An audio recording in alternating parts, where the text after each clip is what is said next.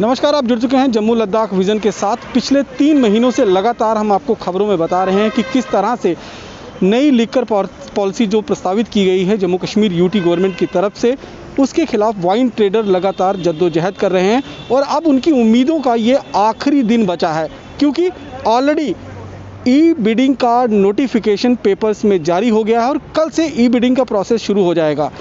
अब कौन कौन इस प्रोसेस में भाग ले सकता है और कौन कौन इच्छुक है, क्या ऑलरेडी एग्जिस्ट जिनके पास लाइसेंस हैं, क्या वो इस ई बिडिंग में भाग लेने वाले हैं या नहीं, इस पर बातचीत करने के लिए वाइन ट्रेडर एसोसिएशन के कुछ लोग हमारे साथ मौजूद हैं। उनसे बात करेंगे, लेकिन उससे पहले हम आपको वो नोटिफिकेशन दिखा देते हैं जो आज जम्मू के अखबारों में एक्साइज डिपार्टमेंट की तरफ से जारी किया गया है। और इस नोटिफिकेशन में साफ तौर पर कई पॉइंट्स के जरिए एक्साइज डिपार्टमेंट ने ये बताने की कोशिश की है कि किस तरह से नई लिकर पॉलिसी के तहत अब जम्मू का आम बाशिंदा, आम शहरी जो है वो इस ई बिडिंग में भाग ले सकता है और वाइन ट्रेड के अंदर जो है वो अपनी हिस्सेदारी बना सकता है। क्या कुछ कहना है वाइन ट्रेडर एसोसिएशन का, इसके ऊपर इनसे बात करते हैं। सर, आज आखिरी दिन है आपकी उम्मीदों का, क्योंकि कल से जो है वो ई बिडिंग का प्रोसेस शुरू हो जाएगा। आप लोग इच्छुक हैं कि आप लोग ई बिडिंग के माध्यम से दोबारा से लाइसेंस हासिल करने की कोशिश करेंगे? अगर यही पॉलिसी रहती है तो आपको मैं यकीन दिलाता हूं कि हम में से 90% जो एक आपने सिंगल वाइन शॉप ओनर्स हैं वो नहीं रहेंगे। लेकिन जिस माफिया को ख़त्म करने के लिए आपने बात की थी, जिस माफिया को ख़त्म करने के लिए, जिस मोनोपोली को ख़त्म करने के लिए आप बात कर रहे हैं, वो मोनोपोली एग्जिस्ट रहेगी। क्योंकि देखिए, हम 3 महीने से जम्मू की जनता को ये समझाना चाह रहे हैं, हम प्रशासन को ये समझाना चाह रहे हैं कि जनाब आपने एक जम्मू विरोधी पॉलिसी बनाई है, जो कि आपने हम स्टेक होल्डर से कंसल्ट तक नहीं किया है। इस सिलसिले में हम अपने PMO minister of state doctor Jitendra Singh से भी मिले थे। उन्होंने हमें आश्वस्त किया था कि हम जानते हैं, उन्होंने भी ये पॉलिसी पढ़ी है, उन्होंने भी ये बार बार बात की है कि इसमें ये जम्मू विरोधी है और इसमें जम्मू के लोगों के लिए, आम जनता के लिए कुछ भी ऐसा नहीं है। मैं बात कर रहा हूँ डॉक्टर जितेंद्र सिंह की, किसी छोटे मोटे इंसान की बात नहीं कर रहा हूँ। ये उनके शब्द हैं कि आप आश्वस्त रहिए कि जम्मू की जनता के साथ कुछ गलत नहीं होने देंगे। अगर जितेंद्र सिंह जी ये पढ़ के ये बात कर सकते हैं हमारे साथ कि ये पॉलिसी गलत है, तो उसमें कोई तो वज़न होगा। लेकिन ऊपर बैठे हुए पॉलिसी मेकर अपने टस से मस नहीं हो रहे हैं। ये हम देख रहे हैं कि जहां बीजेपी प्रशासित स्टेट्स हैं या उनके गवर्नर साहब हैं जिस भी स्टेट में, वो एक अपनी साख की लड़ाई लेकर बैठ जाते हैं कि जी पॉलिसी हमने लॉन्च की है और वही होनी चाहिए। अरे जनाब, आप स्टेक होल्डर जो हैं उनसे पूछना आपका फ़र्ज़ है। अब बात करते हैं कि इस पॉलिसी के अंदर जो एक इन्होंने आज एक पब्लिक डोमेन पे डाला है कि आपने इस जो नोटिफिकेशन आई है इसको लेकर ओपन चैलेंज जो है एक्साइज डिपार्टमेंट को दिया है कि आओ हमसे बहस करो। किन मुद्दों को लेकर, किन पॉइंट्स को लेकर आपने ये चैलेंज जो है, ओपन चैलेंज? देखिए, सबसे पहली बात तो ये है, ये बात करते हैं मोनोपोली तोड़ने की। इस पॉलिसी से हम बोलते हैं, इस पॉलिसी से मोनोपोली टूटेगी नहीं बल्कि बढ़ेगी। कैसे बढ़ेगी?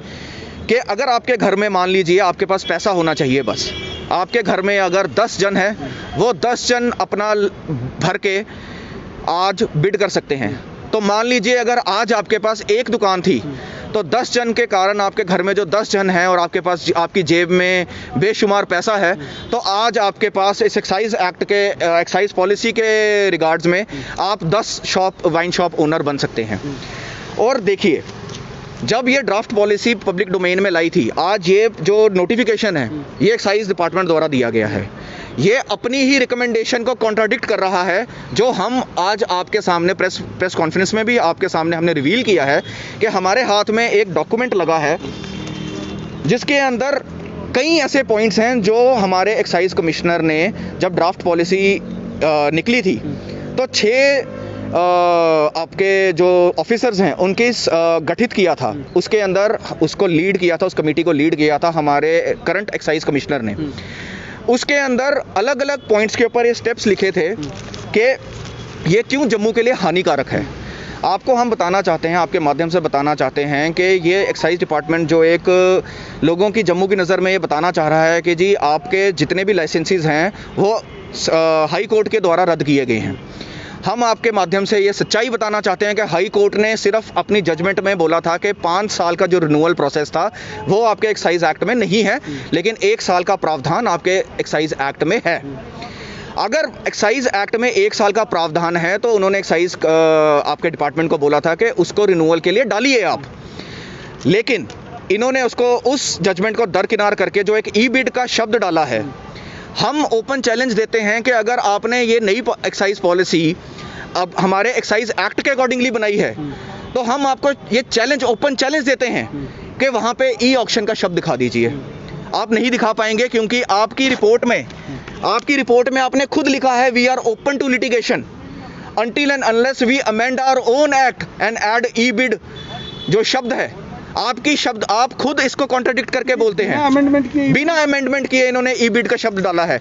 2005 में भी आप जानते हैं, 2005 में भी लॉटरी हुआ था।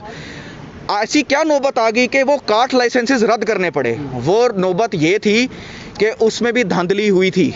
तो क्या गारंटी है कि ये जो ई बिडिंग जैसा शब्द है, इन्होंने जो सॉफ्टवेयर है उसमें धांधली नहीं हुई है? क्या गारंटी है आपकी? और जो 2005 में ये जो लॉटरी कांड हुआ था, ये जो अपने लोगों को फ़ायदा पहुंचाने के लिए इन्होंने ये लॉटरी की थी, उसकी जांच सीबीआई ने तक की थी। उनके जो राकेश डोगरा करके इनके ही ऑफिसर हैं, उसके खिलाफ सीबीआई तक की जांच हुई थी, लेकिन उसका क्या रिजल्ट निकला? उसका कोई रिजल्ट नहीं निकला क्योंकि इन्होंने दबा दी, पन्नों में दबा दी। लेकिन जो आज नोटिफिकेशन निकला है उसको देखकर कहीं ना कहीं जो आम जनता है वो तो ये सोच रही है ना कि अब उसे भी एक मौका मिल गया कि वो इस ट्रेड के अंदर उतर सकती है और ई बिड कर सकती है। जनाब, आप क्यों नहीं समझ रहे हैं कि ये चीज़ पैसे वालों के लिए है? सरकार आपको बोल रही है कि शराब के नाम पे जुआ के लिए, वो भी आपको समझाते हैं कैसे। पहले आपको एक सॉल्वेंसी सर्टिफिकेट बनाना है अपनी प्रॉपर्टी के नाम पे। आप मान लीजिए एक प्रॉपर्टी है आपकी जिसकी कीमत है 50 लाख रुपया। आप खुदा ना खास्ता, मैं तो ये भगवान से प्रे करूंगा कि आप वो गलती से बिड जीत ना जाएं, क्योंकि अगर आप वो बिड जीतते हैं तो आपको 3 दिन के अंदर एक 50% उसका अमाउंट देना है और 7 दिन के अंदर 100% ऑफ द बिड अमाउंट वहाँ पे देना है। लेकिन बात यहीं ख़त्म नहीं होती। जब आप वो 7 दिन पे पूरा अमाउंट जो बिड किया हुआ है वो दे देते हैं, साथ में आपको अपने प्रॉपर्टी के कागज़ देने हैं जो वो बिड के साथ जो आपने जिसके अगेंस्ट सॉल्वेंसी सर्टिफिकेट बनाया था। तो मतलब पैसा भी गया, आपकी प्रॉपर्टी भी वहाँ पे मॉर्गेज हो गई। अरे ऐसी कौन सी आफत है कि आप मतलब 1 साल के लिए, ये तो बैंक हो गया कि गलती से खुदा ना खास्ता आपसे डिफ़ॉल्ट हो जाए, खुदा ना खास्ता लॉकडाउन लग जाए, तो आप तो मतलब ना घर के रहे ना घाट के रहे, पैसा भी गया, घर भी गया। नहीं, लेकिन जब बिडिंग के पेमेंट दे दी जाएगी पूरी, तो उसके बाद प्रॉपर्टी के डॉक्यूमेंट सॉल्वेंसी क्यों? यही तो हम पूछ रहे हैं, यही तो हम एक्साइज डिपार्टमेंट से पूछ रहे हैं कि अगर मैंने भाई बिड की अमाउंट दे दी, मैंने 100% ऑफ द बिड अमाउंट आपको दे दिया, तो मेरी फिर प्रॉपर्टी क्यों गिरवी रखवाई जा रही है? जम्मू की जनता को ये पूछना चाहिए। जम्मू की जनता को ये पता नहीं है कि आपके घर तक अगर आप ये बिड जीत जाते हैं, आपका घर, आपकी जायदाद, आपकी कोई प्रॉपर्टी जिसकी वैल्यू उतनी आपकी बिड अमाउंट जितनी बोल रहे हैं उतनी है, मान लीजिए 50 लाख, 1 करोड़, आपके पास एक प्रॉपर्टी होनी चाहिए कि आपकी उतनी प्रॉपर्टी हो, और वो एक्साइज डिपार्टमेंट के पास 1 साल के लिए गिरवी हो जाएगी कि अगर आप कोई डिफ़ॉल्ट करते हैं बाई चांस, ये नए रूल समझने में, तो वो आपकी अगर हाथ खड़े कर देते हैं तो और चले भी जाते हैं कि बोलते हैं भाई मुझे तो ये भाई अब 3 महीने बाद मुझे पता चल गया कि भाई मेरे हाथ में कुछ नहीं है, मैं जाना चाहता हूं, मैं ये काम नहीं करना चाहता, लेकिन वो आपको जाने भी नहीं देंगे, आपकी प्रॉपर्टी बेचकर अपना रेवेन्यू वसूलेंगे और फिर से ऑक्शन लगाएंगे। तो फिर आपके हिसाब से ये ई बिड सिस्टम जो है ये किसके लिए प्रपोज किया गया है? ये उन अमीर ज़ादों के लिए प्रपोज किया गया है जिनके पास बेशुमार पैसा है।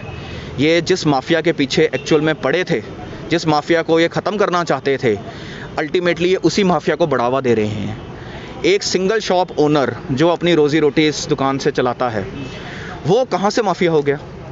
लेकिन जिस माफिया के लिए ये पॉलिसी बनाई गई, उसको बोल रहे हैं कि जनाब आप ई बिड में आइए। अरे जनाब, उसके पास आज 10 हैं, ई बिड के माध्यम से वो 20 भी लेगा, क्योंकि उसे लूप होल्स पता है, उसे पता है कितना बचता है, कितना लगाना है। आप जम्मू की आम जनता के अंदर जो ये धारणा है कि जी 30 से 40% बचता है, ये इतनी गलत धारणा है, क्योंकि इस पॉलिसी में भी लिखा है कि सिर्फ 10% बच रहा है, और वो भी कहाँ पे? वो भी परचेज पे। जब प्रॉफिट कैलकुलेट होता है तो वो कैलकुलेट होता है आपकी सेल पे, ना कि परचेज पे। लेकिन जम्मू की भोली भाली जनता को गुमराह करने के लिए इस पॉलिसी के अंदर लिखा है 10% प्रॉफिट। जनाब अगर आप देखें हम इस ट्रेड के हैं, अगर आप हमसे बैठ के हमारे साथ बैठ के कैलकुलेट कीजिए तो आपका कुल मार्जिन 3 से 4% है। तो 1 लाख रुपए की सेल पे आप दिन में 3,000 रुपये तक सिर्फ कमा रहे हैं, इससे ज़्यादा कुछ नहीं। और उसके बाद जो टैक्सेस का, बोतल बेचने का, जो आपकी मिनिमम क्वांटिटी कोटा आपको बेचना ही बेचना है, उसका प्रेशर, एडिड प्रेशर अलग है। जो मिनिमम गारंटी रेवेन्यू है हर महीने आपको देना है, उसका प्रेशर अलग है। लॉकडाउन हो जाता है तो आपका मिनिमम गारंटी रेवेन्यू माफ़ नहीं किया जाएगा। आपको अगर 2 महीने लॉकडाउन होता है तो आपको वो मिनिमम गारंटी जो कि लाखों में है हर महीने आपको देना ही देना है। और इनकी रिकमेंडेशन, ये जो रिकमेंड कर रहे हैं, एक्साइज डिपार्टमेंट खुद जो रिकमेंड किया, फाइनेंस डिपार्टमेंट में जाके वो रिकमेंडेशंस छुपा लिए जाते हैं। ये पॉलिसी बिल्कुल एक अगेंस्ट ऑपोजिट बनी है जो एक्साइज डिपार्टमेंट ने रिकमेंड किया। एक्साइज डिपार्टमेंट इसमें बोलता है, इस 22-23 पन्नों के उसमें बोलता है कि आपको हम ये पढ़ाना चाहते हैं कि देखिए, with regards to stepmotherly treatment and regional bias towards the people of Jammu region, it is a fact that trade of liquor is primarily established in the Jammu region, as only 4 vends are operating in Kashmir province. Therefore, any adverse impact on the livelihood of existing license shall be apparently in the Jammu region. ये आपका excise commissioner साहब खुद बोल रहे हैं कि जम्मू के reason के लोग के उनकी लाइफ इफेक्ट होगी। 2023 तक जब इन्होंने लाइसेंसेस रिन्यू किए थे तो हर बिजनेसमैन ने अपने लाइबिलिटीज़ वैसे ही प्लान किए थे। ये खुद इस पॉलिसी में मानते हैं कि अगर यह पॉलिसी आपने लानी भी है तो एटलीस्ट इन जम्मू के ट्रेडर्स को 2 साल का टाइम दीजिए, ताकि अगर वो अपना बिजनेस मतलब चेंज करना चाहते हैं, ट्रांजिशन करना चाहते हैं, तो हर बिजनेस को देखिए चलाने के लिए, उससे निकलने के लिए टाइम होता है। रातों रात ना बिजनेस खड़ा होता है, रातों रात ना बिजनेस टूटता है। आप हमें कम से कम 2 साल का टाइम दीजिए। ये हम नहीं कह रहे हैं, ये एक्साइज कमिश्नर अपनी इस रिपोर्ट में कह रहे हैं, जो पॉलिसी मेकर्स ऊपर बैठे हैं। एक्साइज कमिश्नर अपनी रिपोर्ट में ये सारी बातें कह रहे हैं और उसके बाद नई पॉलिसी को इंट्रोड्यूस भी किया जा रहा है, तो दबाव कहाँ से है? दबाव ये तो आपको एक्साइज कमिश्नर से पूछना चाहिए कि जनाब, जब आपको ग्राउंड लेवल की हकीकत पता है, जब आपको ग्राउंड लेवल के लोग पता हैं कि यहाँ पे माफिया कौन है और सिंगल शॉप ओनर कौन है, तो आप उनके ऊपर क्यों नहीं क्रैकडाउन करते हैं जिसको आप माफिया समझते हैं? अरे आप तो आटे के साथ घुन भी पिस गए हैं। आप एक मतलब आप अगर आपको पता है, सब पता है इन लोगों को, लेकिन आपका बस मंशा यही है कि जी ये बस निकालिए और ठेकेदारों को दीजिए। और ठेकेदार कौन आएंगे? जिनको माफिया समझ के आपने उनके खिलाफ ये पॉलिसी निकाली है, अरे जनाब वो वापस आ जाएंगे और वापस ले लेंगे। आपने कहा कि जम्मू के जो भी ट्रेडर हैं वो इसमें बिडिंग में इंटरेस्ट नहीं है, ई बिडिंग में इंटरेस्ट नहीं है, और बाहर से अगर कोई बाहर से कोई आता है जो जिसे आप बिजनेस टाइकून कहते हैं या फिर माफिया कहते हैं, वो अगर इसमें बिड करता है, तो आपको लगता है कि ये अगर आप लोगों के लिए घाटे का सौदा है तो उन लोगों के लिए फायदे का सौदा कैसे बनेगा? जनाब ये मैं आपको बताना चाहता हूँ, जम्मू के ये एक ना हम इस ट्रेड से रिलेट करते हैं।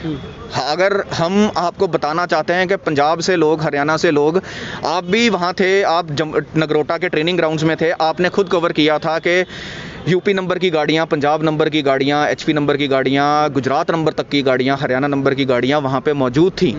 लोग बाहर से आए थे जिनकी बोली और जो वर्कशॉप लगी थी, जिनकी बोली और वेशभूषा जम्मू की नहीं थी, ये आपने कवर किया था। हम आपके माध्यम से बताना चाहते हैं, वो लोग ऑलरेडी आ चुके हैं, हमारे ट्रेडर्स को कांटेक्ट भी कर रहे हैं कि जनाब हम आपकी दुकानें बिड करेंगे, डोमिसाइल हमने बना लिया है, सॉल्वेंसी सर्टिफिकेट्स हमने बना लिए हैं, हमने पूरा नेक्सस सेट कर दिया है। तो जनाब हम और ये हमें ये भी बता रहे हैं कि जनाब हम आपके पॉइंट पे ऐसे बिड करेंगे कि जहाँ पे आपको तो बचते हैं 2 रुपये, लेकिन हम बिड ही 3 रुपये करेंगे। अब आपका प्रश्न आता है कि वो कमाएंगे कहाँ से? वो कमाएंगे बिना होलोग्राम वाली शराब बेचकर, वो कमाएंगे नकली शराब बेचकर, वो कमाएंगे एक दूसरे के एरिया में जाकर, जैसे पंजाब में होता है गाड़ियों में भर भर के शराब बेची जाती है। वैसे अभी मैं आपको एक बात बताता हूं कि ऐसे बहुत सारे लोग हैं जो जानते हैं। अभी आपने भी कवर किया था कि सांबा में 2500 के करीब एक खेप पकड़ी जाती है, शराब की पकड़ी जाती है। वो शराब पंजाब से जो जिस ब्रांड का यहाँ पे हम जानते भी नहीं हैं, वो यहाँ पे कैसे आ गई? और मान लीजिए कि वो बिना उन पंजाबी ठेकेदारों की दुकान लिए बगैर इतनी ज़्यादा शराब आ सकती है, तो मान लीजिए, समझ लीजिए कि एक बार उन्हें 10 दुकानें भी मिल गई तो वो जम्मू का क्या हाल करेंगे। अच्छा, एक आखिरी सवाल, क्योंकि आप लोगों की उम्मीद सरकार से है, जम्मू कश्मीर यूटी प्रशासन से है, आप लोग अपनी गुहार लेकर महामहिम उपराज्यपाल जी के पास भी गए थे, लेकिन वहाँ से भी आपको फटकार हाथ लगी है, क्योंकि उन्होंने कहा है कि दूसरे लोगों को भी जो यहाँ पर मौका देने की बात है। तो अब किससे उम्मीद रह गई आपको, क्योंकि अगर हमें सिर्फ उम्मीद डॉक्टर जितेंद्र सिंह जी से है, क्योंकि हम बीजेपी के आला जो नेता हैं उनसे भी मिल चुके हैं, और अब अंदर देख ही रहे हैं कि ट्रेडर यूनियंस, हमारे चैम्बर हमारे समर्थन में खड़ा है। देखिए, अगर हम गलत होते तो ये ट्रेडर यूनियंस और चैम्बर हमारे समर्थन में नहीं खड़ा होता। ये मीडिया आज आप हमें 3 महीने से कवर कर रहे हैं, और आपका धन्यवाद है कि मीडिया ने हमें इतना ज़्यादा सपोर्ट किया है। अदरवाइज़ लिकर को लेकर मीडिया ने आज तक कभी लिकर बिजनेस को या लिकर ट्रेडर्स को, क्योंकि आप भी अपने मन में जानते हैं कि ये सिंगल शॉप ओनर्स हैं, ये माफिया का हिस्सा नहीं है, ये अपना गुजारा इसी दुकान से, अपने बच्चों का गुजारा इसी दुकान से कर रहे हैं। और आपके माध्यम से हम बार बार ये चीज़ बोलना चाह रहे हैं कि अगर आपने पॉलिसी लागू करनी है तो एटलीस्ट हमें 2 साल का वक्त दीजिए। और जहाँ तक रही कि हमारी अब पुकार किससे है, तो सिर्फ डॉक्टर जितेंद्र सिंह हमारी आखिरी उम्मीद हैं।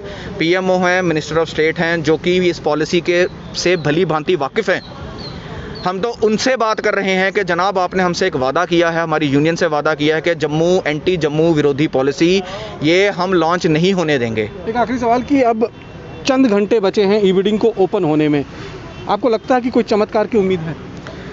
जनाब, चंद घंटे बचे हैं, और जो लड़ाई है वो चंद घंटे के बाद भी जारी रहेगी।